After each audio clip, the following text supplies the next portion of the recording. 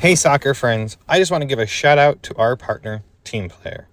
They are changing the game on how you find the perfect soccer team for your player. Parents, this means no more endless social media scrolling to find information on teams.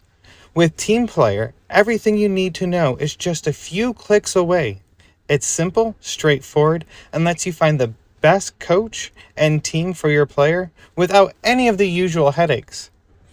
And coaches, we all know how tough it can be to get your team noticed, but when you subscribe to one of Team Player's team plans, you instantly get access to set up an online team profile that allows you to reach more potential players and showcase what your team is all about. It's super easy and lets players and parents see why your team could be the right fit for them.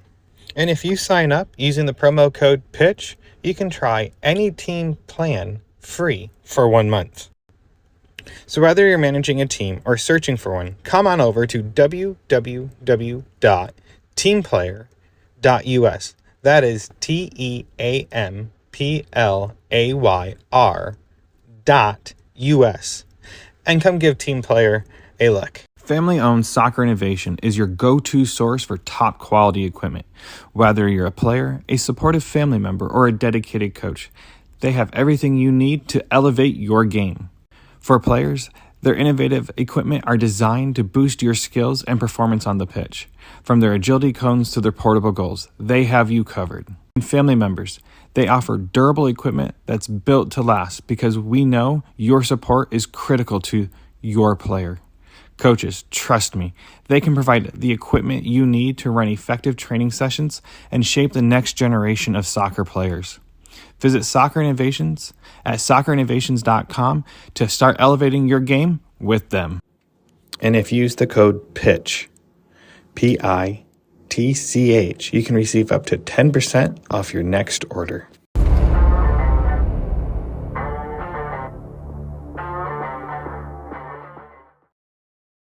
Hey everyone, I hope you all are doing well. This is Ian Babcock, your host of Chat by the Pitch. Thanks for tuning in this week. This is part 2 with Brenden Lee. Before we dive into this, just remember there is background noise, and I'm sorry about that. But listen to the messages he shares. This is such a great conversation we had. So let's start this chat and head to the.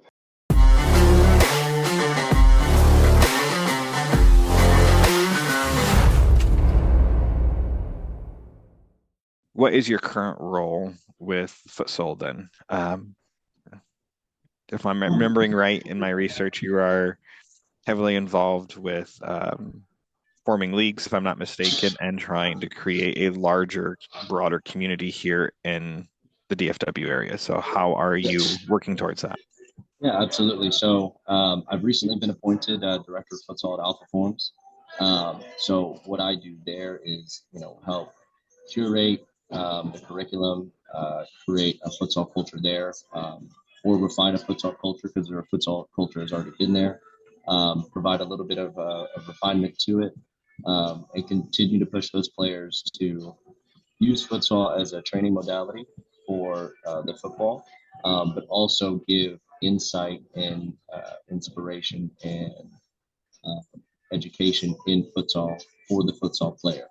Um, I'm also a director at United Futsal, which is a national governing body. Again, same kind of thing there. Help with implementation of curriculums, work with coaches here and abroad to provide futsal courses, futsal trainings. We provide them at events. Um, and so I have a network of futsal here and kind of across the country that, continuing to push, same as everyone else that does futsal, just the culture of futsal and, how it's supportive and how it's viewed and what the perspective is. I don't, in my opinion, I think it's the best way, to kind of piggyback off of what you're mentioning there as far as how the individual player is developed. Um, and regardless, whatever game they choose to play, it could be futsal, it could be soccer, it could be both. But I think immensely helpful in their development as a player from a tactical standpoint, from a technical standpoint, from situational standpoint, from psychological standpoint, from mentality standpoint. I mean, I think there's too many benefits that come along with the game, but that's my perspective. I'm definitely not a futsal versus football kind of guy. Like I'm not one of those guys that tries to wage war on soccer. I have vast knowledge in both. And for me, as a person, as a player, as a coach, as a mentor, they live harmoniously. Um, some people cater more towards futsal. Some people cater more towards football. And whatever their training philosophies and modalities are, everyone's entitled to, how that is. For me, to push the culture and community of futsal is to get it out to as many as possible, and get people introduced to futsal from, very early stages, to provide opportunity to players that want to play at a higher level. Um, I also have my own training business, Project 214. Um, that's another initiative that I'm working on, slow but steady. Um, Starting out now is futsal trainings. Collaborations are soon to come, as far as collaborating with local cities on hosting leagues, tournaments, clinics, things of that nature. Um, and then hopefully being able to push maybe a different perspective on the game, which is kind of mindfulness. I think there are pieces of the game where the kids, even at younger ages now, are and you see it at professional stages. I think it's probably been highlighted maybe more recently. The mindfulness in terms of how do you operate on a day to day? How do you handle pressure? How do you handle stress and anxiety? How do you handle a bad training session? So really kind of tapping into, I think, what makes a complete player and helps boost that mentality at whatever level you want to be at. I mean, if you're a kid that loves to play futsal or soccer at a level of, you just like to go to your local rec, you like to play your games on the weekends, and that's like your Champions League, then I think by all means, like, that should be, where you put all your focus into it. If anything stems from that, great. If you're a player that's like, I want to go to the very top, I think that comes with a whole set of like tools that are necessary to handle that responsibility and handle that pressure and handle what comes with that. There's a lot of sacrifice that comes with that, and sometimes can be lonely. And so if there's tools that you can harbor, and push for yourself individually on a day-to-day basis, if there's guidance that you have from a mentor, um, to kind of talk you through some of those pressures or things that you experience as a player at a high level, or even just as a player in general. I think mindfulness is going to be a big component of what I do. That maybe is a little bit different and outside of some of the different futsal trainings, and different, great futsal trainings and great futsal communities that we have here in the DFW Metroplex. Um, I don't certainly, expect to be a monopoly of any sorts. I want to grow and build the community as organically and as authentically as possible. I'm a giver. I love to provide, even if it's, the futsal community is tight knit and close and supportive and connected. Anytime we can help each other out, we do. So you'll see me out at City Futsal helping with D7 Futsal. You'll see me out with Pablo De Silva, helping out with Pablo De Silva Futsal. So again, I love to help out anywhere I can. I have my own kind of entity or business profile, if you want to call it that, where again, slowly but surely want to build again another uh, point of access for futsal training, futsal development, and then as well as I'll continue to build this portion of it, but the mindfulness piece where players, potentially coaches, parents alike can get a little bit of insight on how to manage and handle maybe certain situations that players are going through, or even from like a mentor guidance perspective, how to look. So that's definitely on the up and coming. But I'm currently hosting and pushing futsal trainings for Project 214, and again, director of futsal for Alpha Forms, which is a huge community, great community. Ron Hodgson has been wonderful in this whole process. Has really given me the green light to indulge and push their club, their perspective, their philosophy, capacity to help again, uh, push the entire culture of that club and that brand, forward. So I'm really happy to be doing that as well. So that's the extent of futsal and how I'm trying to impact the community at the moment. So that's where I'm at. Now, I'm going to talk a little bit more about futsal, then we'll move on to a topic because you've mentioned it several times, and actually, it's a topic dear to my heart too. So, um, as you're pushing Project 214 uh,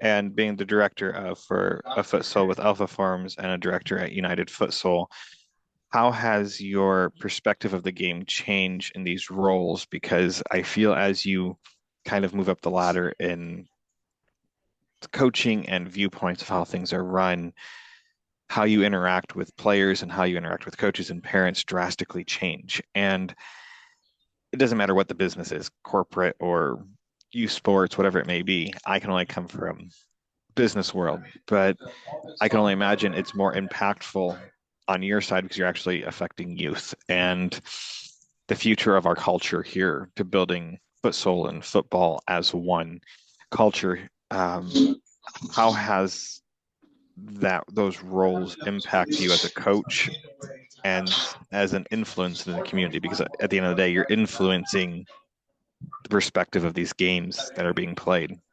Absolutely.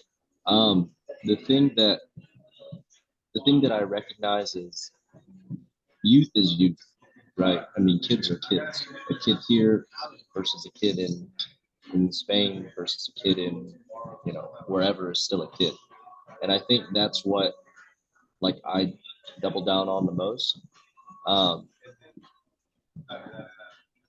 Kids want to challenge, kids want to learn, but they're still kids. So for me, as a coach and as a mentor, as a person, I always try to make some sort of connection or rapport with the kid, and that's been the same everywhere. So obviously, having kind of my futsal impact in a few different places, my ultimate goal is to again push futsal in a positive capacity, continue to push a positive, and I say positive, not meaning you have to be happy all the time. Positive as in the trajectory is positive. And when there are things that are hard, how are we managing and moving through them? And some of that may be like a push or discipline or some sort of challenge where it's difficult and there's a lot of emotion involved, or there's some sort of evolution where you're having to shed maybe a former version of yourself to help expand uh, this enlightened or elevated version of yourself as a person, as a player. So for me, using futsal as a vehicle for that has been really what allows me to connect all those different pieces together, because it's what I truly love to do. I love to be a bridge for players to get from whatever their next step is, from where they're at to whatever their next step is. And that's always been something that I've talked about with my wife, with anybody that's gotten involved with me or I've worked with.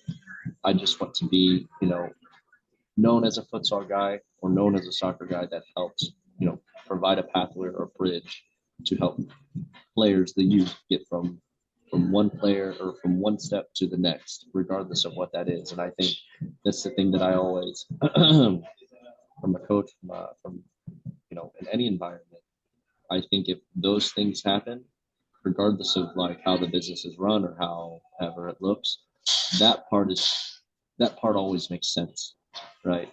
Sometimes it can be, when you start to take yourself out of the game or off the court or what have you. Sometimes it can get convoluted, but I think again, when I really get to work with kids, regardless of again where it's at or language barriers or what have you, I always try to create that connection rapport and figure out what does this player need. Does this player need did they need that push? Do they need the discipline? Do they need someone that's militant? I have that capacity. Do they need someone that's a little bit lighter? Right? I have that capacity. Do they need someone that's a little bit of in between? I have that capacity. Uh, and so to be able to, again, this is a decade plus of trying to curate that voice and curate that coaching profile and personality for myself. Um, I try to cater to as many as possible, but at the end of the day, I'm not foolish to think that I'm the end all be all. Like you mentioned earlier before, I mean, coaches outgrow players, players outgrow coaches.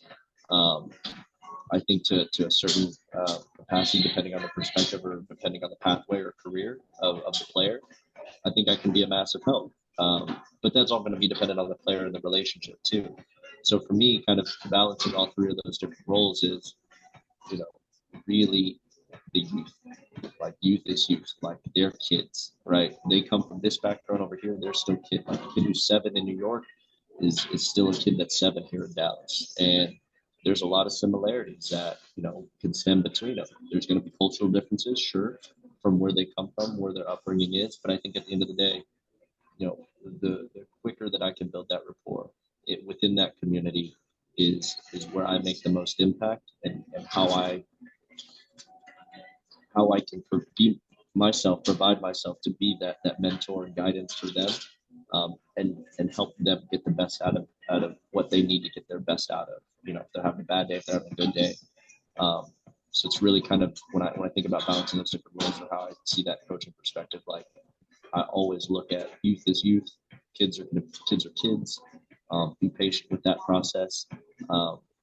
Figure out a way to connect with them, because I think anybody that listens to this podcast, that listens to other podcasts, that plays in youth soccer here in North Texas or anywhere else, they probably have that one guide, mentor, coach that they click with, and that's just their person. Sometimes it takes bouncing around to figure who that person is. Sometimes you've got a tribe of them. I want to be a person that makes sense for the player. I have no reservations about, okay, if I'm not that person, I care about the player's pathway, like absolutely wholeheartedly. It's not an ego thing for me. It's double down on the youth, because youth is youth. The kids are kids. They have their own pathway. It's not my pathway. I played my soccer. I know I played my futsal. I played indoor soccer. That may not be their journey. They may need a different push. They may need a different direction than what my direction is. So what is it that they're saying? What is their why? Again, to kind of piece all this together, what is their why? As a coach, how do I listen to that? Where do they want to go? How do I provide that information for them? Awesome. You've mentioned it several times, and I feel like your mission with everything that you're working on is leading towards this. And this topic is very near and dear to my heart. Mindfulness with youth athletes. I spent 2 hours talking to a sports psychologist recently. She talked about mindfulness, and I had her describe it, and it's the vision and non-judgmental point of going through a process. I mean, that was the nitty gritty. I'm trying to find my notes. I'm trying to see if I can find it. Mindfulness is being in the present with no judgment, and that's how she described mindfulness. And I thought it was very interesting, because I feel like our youth today are being judged in every aspect, and they're setting themselves up to be judged in every aspect because of social media, and social media just puts them in the crosshairs for judgment by everyone. I mean, it doesn't matter what age, but our youth need to learn how to live in the present with no judgment. For sure. As a parent, we have to learn to let our players play in a non-judgmental zone. It's when I talked to her, it was talking about visualization and how important that process is for our athletes, and not just living in the perfect world, but living through the process of making mistakes. I now try to talk to my son, he's 9, and trying to teach him this stuff. It's learning, okay, but I want you to go pretend you're in your game today and go through your passing. You made a bad pass. What are you going to do? Like, visualize what you're going to do next. Think about it. See what your body motions are going to be. And that all plays a part into this huge part that nothing's perfect. Nothing is done absolutely 100% the same every time. But mindfulness is such a huge topic. What would you say, as someone now that's played for over 20 years, has helped you gravitate to understand this better, to help players or parents understand the other side of this equation? Because I have a 9-year-old, and my biggest fear is the stress of the game will just ruin his love, and continue fostering the love of the game will be ruined by the lack of mindfulness, the lack of support, and things along that line, because I feel like there's added stress already there, and how can we help? Absolutely. Yeah. This one, it kind of, I mentioned it before with my parents, and again, my pathway is like you mentioned, it's not perfect. There were parts of it that my parents did. I was really grateful that they just stood on the sidelines. We didn't have gestures on the sidelines, my father and I, or my mother and I, and I was just in the game. I was just presently in the game, and you know, as a player growing up, I was certainly like that head case that was always thinking about, okay, the next mistake, and like how, like the magnitude of that next mistake, or if I had a mistake, what that would mean for me, or how I would get yelled at. Um, for me, the way I handled that was like, as best I can, just try to make the next one better. Right? I mean, it's always just about the next one. Um, you know, I don't know that it's necessarily like forget about it, more so than it is about like to be present is hard, right? It's so difficult, And you mentioned visualization, um, and even just like now, my day to day, and I'll say this probably started in college. My day to day for a game, if there's a huge game that's happening, there's certainly like an aura around the day and an energy around the day that's like, you've got a big game today. But I treat every day the same way. Like why? For some players, they need a ritual, they have superstitions, they have a certain routine, and I think that's like powerful for them. I think I remember reading about, and it clicked for me. But I remember reading about Messi treating every single day as like a regular day. Like why would he make this day any different than the next day because of a soccer game? And that's not to take away from the importance of the soccer game or what he loves or what you love or anything in that nature. But I treat every day like the same day. Then I actually am just going out to play a game, which I love to play, which is what it feels like when I play. Now, again, sometimes days are different, days are off, you get a little bit more in your head, you get a little bit out of your head. The spectrum and the balance of that shifts, right? Sometimes I'm a little bit too loose, I'm too lackadaisical. There's times where I'm like way too focused. I'm really tight, right? I'm really focused on everything going on that's happening. At the end of the day, control what you can control is what I tell kids. Like, what is your responsibility today? Like when you play, when you train, what can you manage? What can you handle? Um, I can't manage how the other kids are going to play, like individually as a player. It's not my responsibility. First and foremost, I think I owe it to myself to be responsible for what I need to be responsible for. I don't need to go talk to that kid over there about how to do this thing until I get my thing done right. Like until I give myself that time, until I give myself that care and that focus, it doesn't need to be spread out to someone else. And again, I think it's a bit of a selfish mentality, but at the same time, if I'm going to give my 100% best and be able to build myself up enough to be able to give to somebody else, like I have to start somewhere, right? And I've really started to focus on like, if I'm feeling at peace, if I'm feeling calm, if I'm treating a day like a regular day, I'm seeing my kids, my wife, we're having a good time, just trying to be present. And the life of a coach is like, we've got parents, we've got emails, I mean, everything, right? I mean, like I try to do my very best about setting the work cycle for the work cycle without being disrespectful to anybody else, putting out fires, all of that, and then balancing all of it. And everyone's balance is a little bit different, but in terms of the youth, I think control what you can control. I think that gives you less to think about in terms of what you feel like you have to carry. Like I can't control how the coach is going to think about me. I can't control how the coach is going to scream or yell at me or encourage me or help me, right? I can only try to help myself based on what I know, based on what's being told to me. I can only do my very best. If I do my very best, then I'll see what happens after that. And I think that gives players a way to focus on kind of that one thing, especially at the youth level, right? Their brains are all over the place anyway. So I think most of the time, myself included, we just want our kids to focus. But I've come to realize, even for like mindfulness for my kid, it's like my kid is angry, right? They're showing anger. They're frustrated. They're to some extent, I'll say destructive, throwing something or whatever. For me to kind of counteract that with like anger doesn't feel like it's the right answer. It doesn't feel like it solves anything. It feels like it heightens it, or if it's use the analogy, add fuel to the fire. So when I think about coaching and I think about the player and I think about someone who's flustered or disinterested or sad or just doesn't look like they're in it, for me as a coach and as a mentor, I don't take that personally. That kid needs something. They need something, right? And whatever you think it is, I don't think it's like my choice to decide. It's more of like, okay, what is this? How do I support this kid today? And again, at the higher stages that you play, some of that demand is unreasonable. Some of that you do have to kind of put away, right? But you have to put it away somewhere where it can be accessed again to where we can talk about it at a different point. Otherwise, it just kind of harbors. Same with the kids, right? In a game, I may have to, my emotions, my behaviors, my interactions may be, I want you to go get that ball. I want you to go score. You had it right there. What are you doing? And then to take a moment and really think about, okay, well, what happened there? And I do this a lot for myself when I coach on the sideline, when I do a training session, I reflect a lot to say, like, what could I have done better?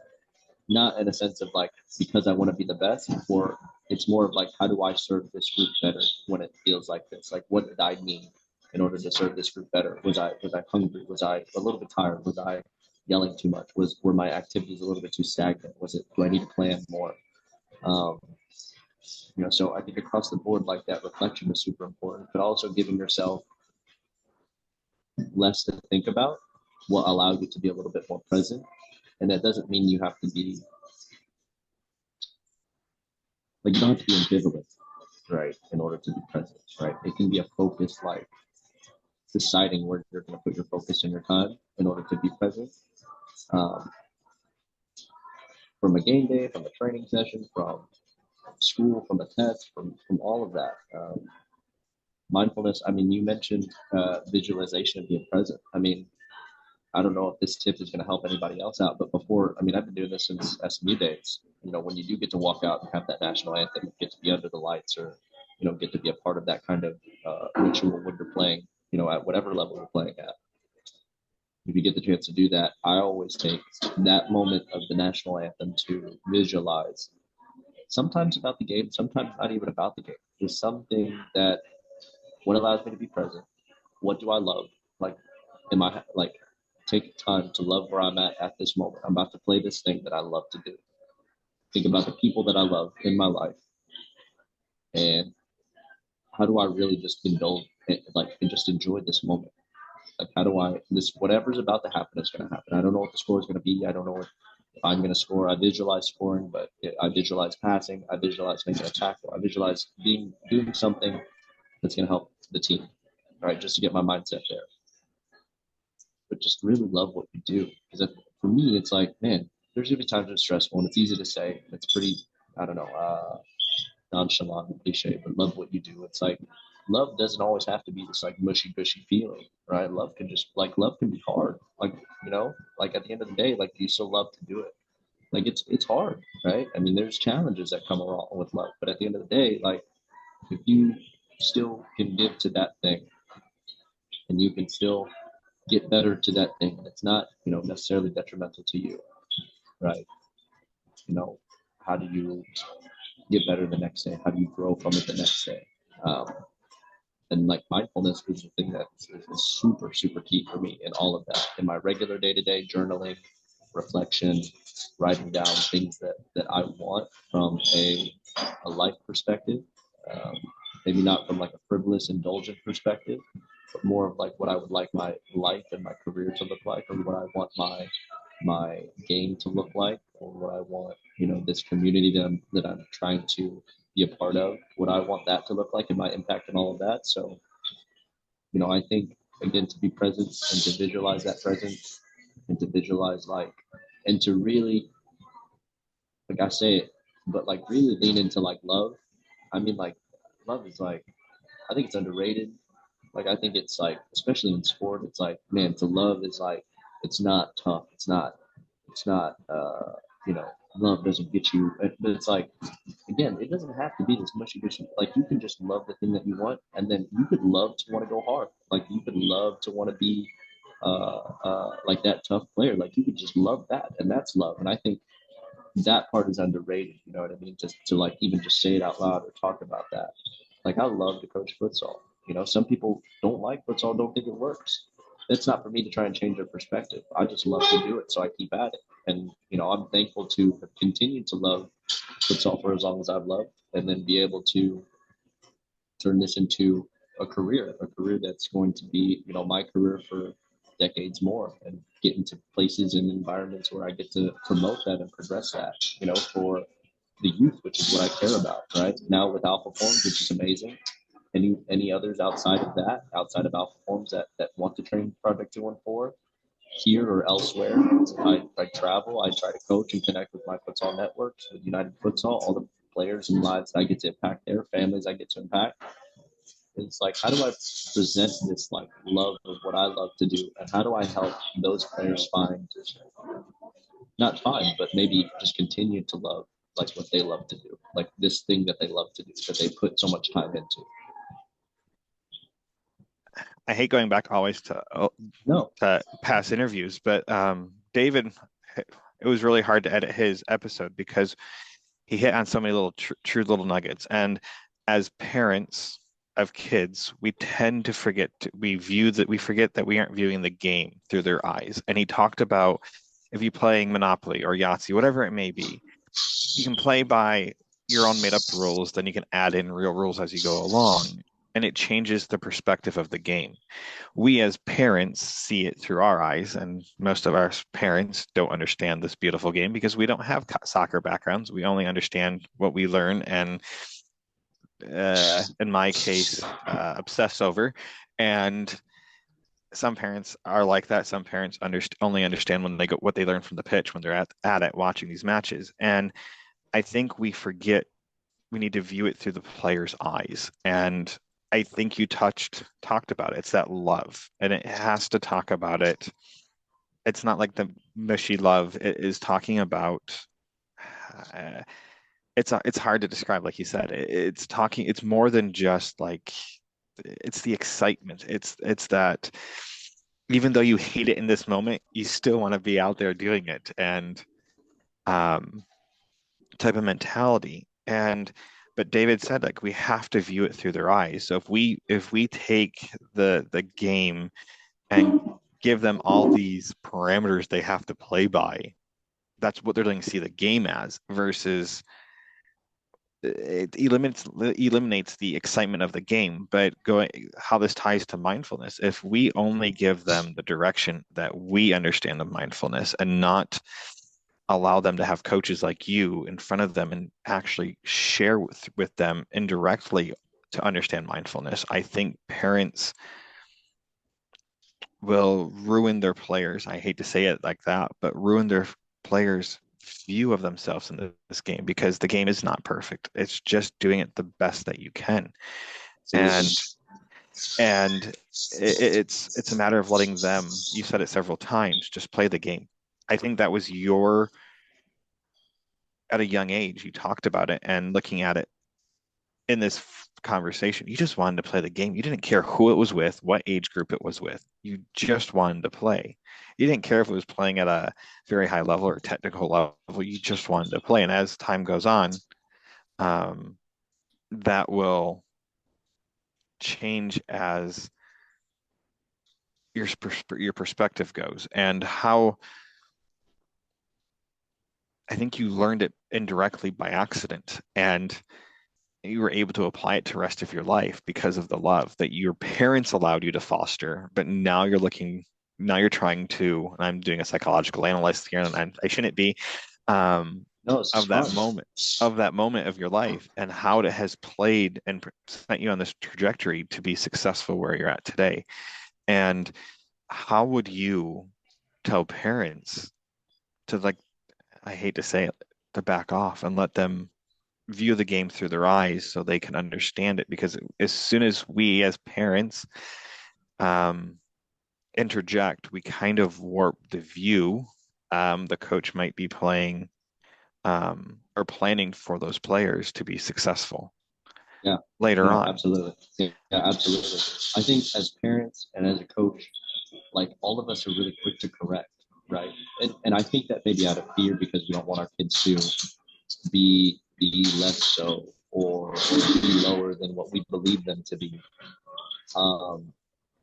I remember hearing in an interview with, I can't remember who it was. I think it was Neil deGrasse Tyson, and he's talking about uh, kids' brain pathways, and synapses, and a lot of parents, myself included, are quick to say like, like let's say a kid has an egg, right? Kid has an egg, right? You don't want them to drop the egg because it'll break and that's this that. But so you tell the kid, right, don't drop the egg or don't even have the egg, right? Then they never get to figure out like when they drop it.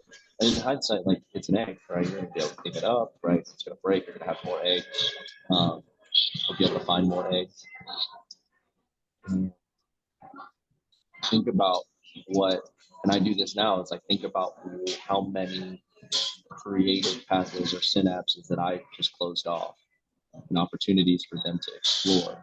Okay, this thing's gooey. Oh, the shell is hard. There's something inside. What is, like, all these different questions that they would probably be asking themselves after like observing the situation happen or just experiencing or knowing, oh, this could break. I didn't know it could break, right? Because again, kids only know what they know, right? I think a lot of coaches are trying to impose like what they know onto the kid, but it's like, I have parents and coaches and players talk to me about like, well, my coach told me this, but like I have, we never worked on it. It's like kids can only know what you teach them, and it's really difficult for them to pick up on something that's not been learned.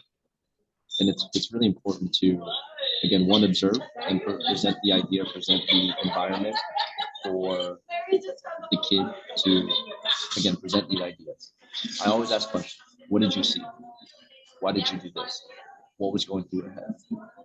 And allowing the kid to be like, not feel like if they've made a mistake, let's call it a mistake, right? They lost the ball or something. Instead of me being like, don't do that. Okay, well, I just cut off that one option that they had that could have led to, if executed well, could have led to a bunch of other things, right? But now I'm telling them not to do this, and now it's going to completely change the way they think about the game, completely change their perspective on what to do and to be scared of this situation, right? But I don't want them to be scared of the situation. I want them to like understand the situation, to allow them to be empowered to be like, okay, this is happening. I know that this is going to happen. Same with the egg. I've broken it before. I know if I drop it, it's going to break. Do I want to break it? Okay, maybe. I don't know. Do I want to dribble straight? If I dribble straight and this person comes here, okay, well, maybe I have to do this thing, right? Again, there's so many different creative pathways that coaches are quick to cut off, myself included. And I'm not saying I'm like this, like untouchable coach, because I know I've got my flaws. But I always try to be very keen on like asking questions. What did they see? Seeing it from their perspective, like you and David were mentioning. And then allow their creative process and pathway to still be creative and grow and let them see the game they want to see the game. I mean, guys like Neymar and Ronaldinho, and like these players, not just Brazilian, but these creative players that are seeing these things, like they broke the barrier, they broke the mold on what is being maybe taught. Oh, you don't receive it this way because you're not going to be able to do whatever. It's like, why? There's probably plenty of examples of somebody receiving this ball this way and then getting out of it successfully. So what is your rebuttal to that? The biggest thing I hear sometimes is like bottom of the foot. How does that help in soccer? It's like you look at so many people using bottom of the foot. I mean, there's so many different like articles or different plays of the game where sole of the foot is integral to the game for goalies, for players that are on the outside, right? I mean, it's like a small snippet of like what futsal and football, like what they share together. But it's like if you tell them don't, then they never do it. And now like you shut down all these creative moments that have been taken away because of this one idea. And I think if you can really observe, really see the player, parents just observe first before you're quick to react and correct, right? Because we want to be like, oh no, yeah, you should have done this. And it's like my first thing for parents when they tell me like, oh, you should have done this, which should have done, okay, well, let's switch spots and then I'll watch you do it and see how it goes. And it's oh no, it's fine.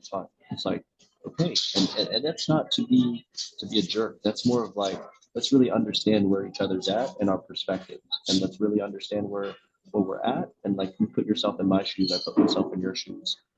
put yourself in the kid's shoes, seeing it from their perspective, like you and Dave were talking about, and see, okay, well, they did this, right? How did they do this? Why did they do this? When did they do this?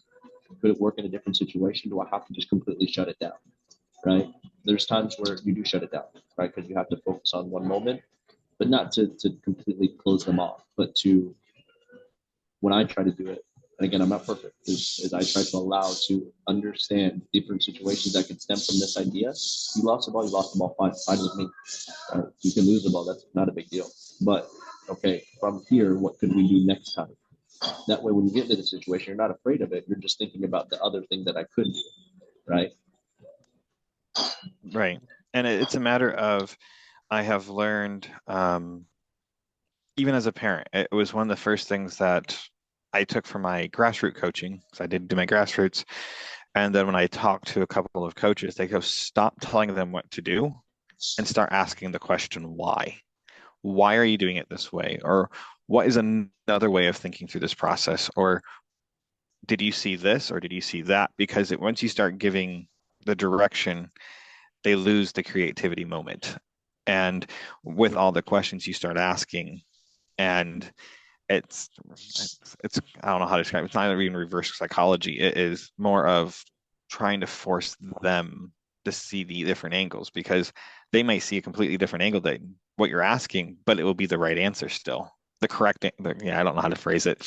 It'll be Yeah. there's, because at certain times there's no wrong answer. There might just be a better answer, Right. or a different perspective might be the better way of putting it with sports, is because, like you said, yeah, you take the touch wrong, this touch this way, but is it wrong? No, it might put you in this circumstances, but how do you learn to escape that if you've never been in it? And we as parents tend not to see that. And I feel like the whole point of this podcast is to help educate parents, but I think players need to hear that themselves too, that it's okay to be doing something that goes against the grain, because if it works, you learn something new. And if it fails, you still learn something new, because that method in that moment did not work. But maybe next time when you're in that circumstance, take the touch the same way, it will work because you figured out a new avenue to go down. And I feel like I have said this in probably, I don't know how many interviews now. I always view American soccer as turning into the old Soviet Union and Rocky, where you're training them to do a certain thing a certain way, and it has to be done in this mechanical robotic manner, and it takes away that creativity. And I feel like a lot of coaches, especially here in North Texas, are heading down that path because they have to win. And if they don't win, they lose 75% of their team in a year or 6 months, whatever it may be. And so Yeah. I Yeah. find it You kind of wish that everyone would turn out like Rocky did at the end of that movie, like right. you can change, we can all change, and kind of have that mentality and perspective. But I think, again, there's a lot of pressure to, again, win, to be the best. I can tell you, and I think any player would tell you this, how many games they've lost before they've won, or how many games that, at 8, 9 that, that I've lost. I can't even tell you which ones are important or which ones aren't, right? I can tell you about games that I've lost that were super important to me for one way or another. But certainly winning is a maybe a correlation to how success is going, but it depends on what role you played into it, right? I mean, Right. there's games that I've won where I sat on the bench, right? But it doesn't mean I'm a great player. I didn't really, I didn't do any. I wasn't out there. And I think that perspective again is like, do I play and can I lose? And is that all right? Or am I a winner, but I'm sitting on the bench? I'm not really, am I really the winner, or am I just kind of like riding the coattail right now? So again, perspective is everything. But I mean, you're right. I mean, futsal is meant to. I mean, there are certain things in both games where they are structured. There are things that you do a certain way in order to create a certain outcome. And from that, once you have that outcome, and once you uh, maybe perfected a technique or something like that, it's yours to choose how you utilize it. It's yours to choose how you apply it. Futsal certainly is meant to create or provide an opportunity to not be a robot, to not be robotic, to not just follow the rules all the time, to break some rules, to do something that's different. And to some extent, maybe that's why futsal doesn't catch on as quickly as it does, right? It's a little bit against the grain. How could it work? How could it help soccer? How could it make my kid better, right? There's you guys play on a court, use the bottom of your foot to have your ball. There's all these questions that time and time again that I answer, you know, um, eh, you know, which again, rightfully so. But at the same time, it's there's always reasons why I can explain, but at the end of the day, it's really going to be what the player believes, how the parent supports, what they believe. Um, but again, like you said, to go against the grain, I think is okay, right? You don't have to fall. If everyone's in the same line or in the same lane, like how do you get seen, right? How does anyone see, right? So I think you hit the nail on the head there with that comment. Yeah, it gets very fascinating because I look at more so now the both sides of the argument.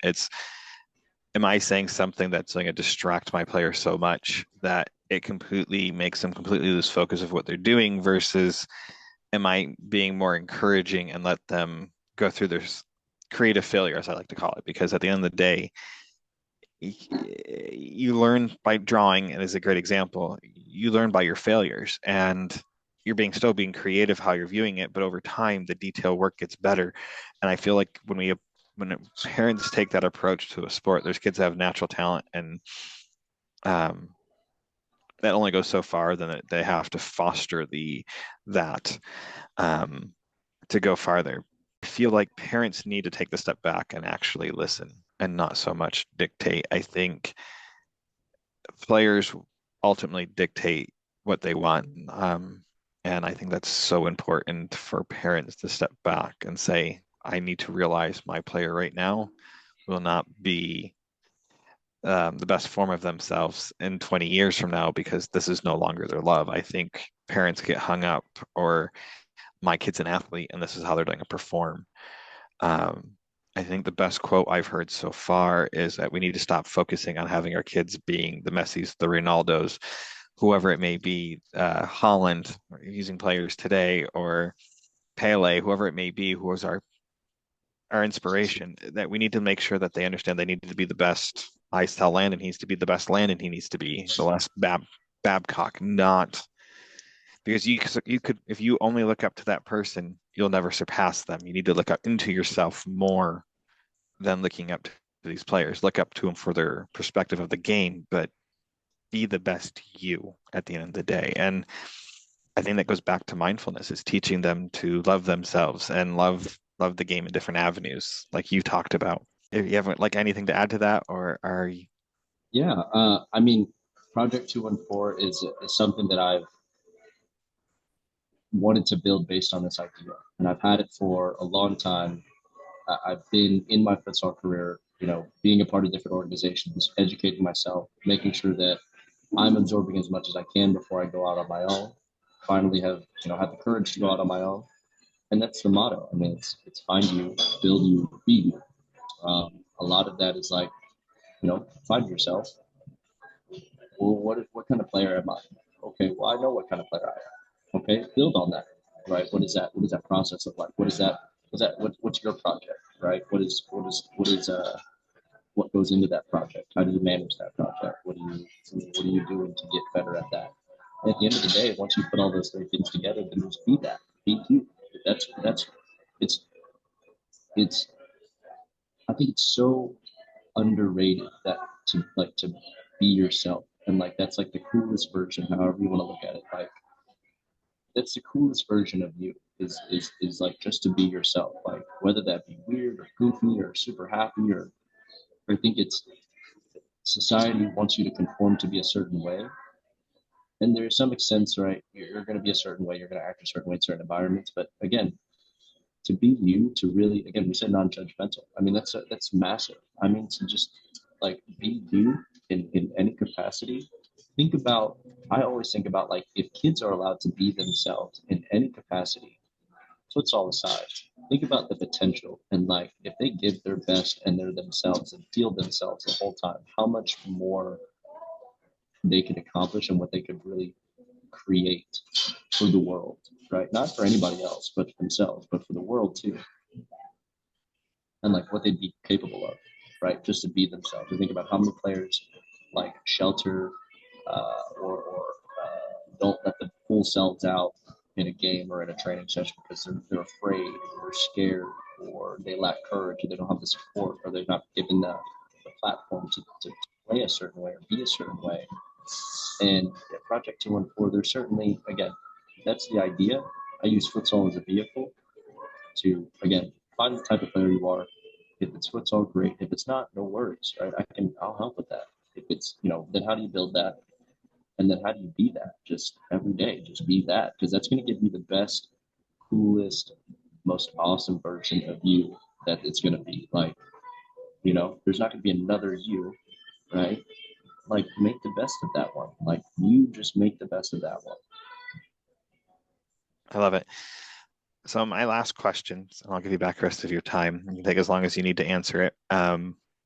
Is who has been your greatest influence, you as a player?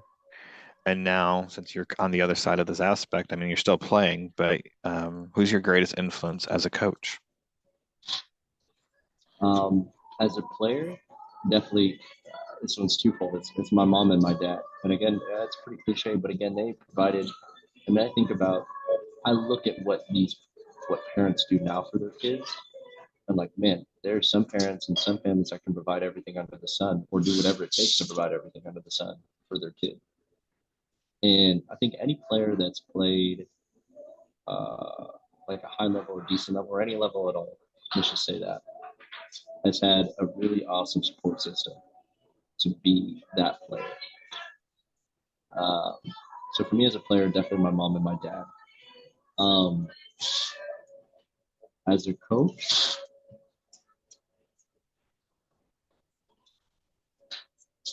gosh, there's so many mentors that I look to that I appreciate that have allowed me to be this kind of coach. And this may sound like, how could that be? Because there's but I really think like my wife has been the biggest proponent of the way I coach, and only because coaching information, coaching knowledge, coaching experiences, for me, those come and go. Like, that's not to take away from any of the experiences or coaches or mentors that I've come in contact with, because again, I could give another whole hour talking about all the different mentors, all the different experiences and perspectives that I've taken on from all the coaches that have given me any time, 30 seconds to, however long, right? But my wife has been the best mirror of like, you've been a little bit too hard. Hey, you're a little bit too tight. You're not thinking about it this way, and really challenging me and pushing me outside of a futsal perspective and outside of a soccer perspective, which is actually what I need, because I need to get out of that realm in order to be my best in that realm, if that makes sense. Like, I have to be put out of it and uncomfortable in order to grow, in order to evolve. And that process it's difficult. It's hard to be taken out of that thing that you know best, where your comfort zone is. She takes me out of that comfort zone. She makes it uncomfortable, and it allows me to associate with the game better. It allows me to associate with parents better and be more sympathetic and empathetic to what's happening with parents or what families go through. If they have something personal, or if they have something that is just going on with their kid, it allows me to listen. And then with the kids, first of all, I mean, my kids as well. I mean, I can I try to empathize with kids and understand where they're at without, again, giving too much rope, but also I'm just really understanding that, again, kids are kids. Like, from a day-to-day basis, I'm not in their lives, as far as I'm not at school with them. I'm not doing every single little thing under the sun with them. But my wife has really helped me understand like people in general and how to interact with them. And I think combination of that is like my parents as well. For whatever reason, I've always had great rapport and connection with the youth. I don't know if that's being an older sibling. I don't know if that's coming from a big extended family where you're not the oldest, but you're not the youngest, but you do have to take care of the youngest, when parents aren't around and things like that. But I have this I don't know. I have a lot of patience. I have for kids. I like trying to help. I like wanting to be a guide and a mentor. Um, so I think my wife has really helped me get out of that realm and that space of like you're not just a coach. Like that's not all you are. Like you're not just this person. It's an aspect of who you are, but your personality is this. Like you're this at home. You're this with your kids when you're not coaching. You're this when you're not playing. You're this when you are playing. So I think as a coach, like my biggest impact and my biggest person that's like really pushed me to get uncomfortable is the person who knows, with respect, doesn't know like compared to all the other mentors and guides that I've had, doesn't know as much about the game. And that is a perspective that's so valuable where I can learn from someone that knows virtually not as much as I know about the game. And that really humbles me, because I'm taking a completely different look at it and a completely different um, view of it. And that's after a little while when you start looking at the same thing over and over again, I crave like that's why I crave learning and trying to be a little bit different all the time because I crave that different perspective. I want to see it someone else's way. Like I want my values and views to be broken so I can see something different, not necessarily brighter, but different. And really, I think that's how you connect with people. And that's again a huge piece of me as a player, me as a coach. But yeah, those are definitely my two influences for what you have here before.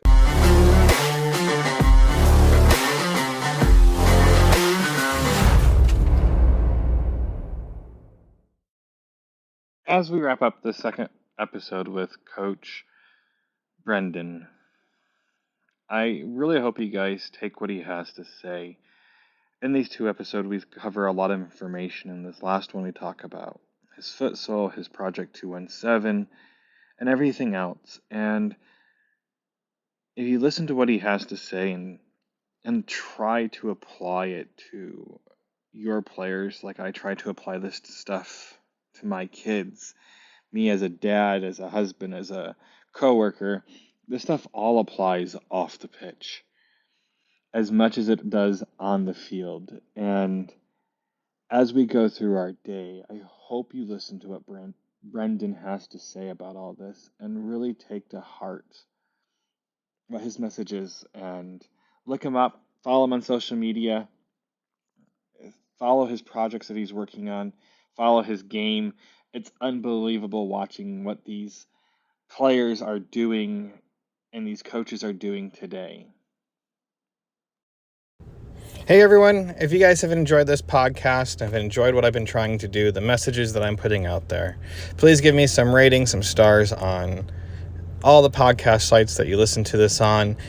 Give me a review, share this, share with others. The more I can make this grow, the more I can continue doing this.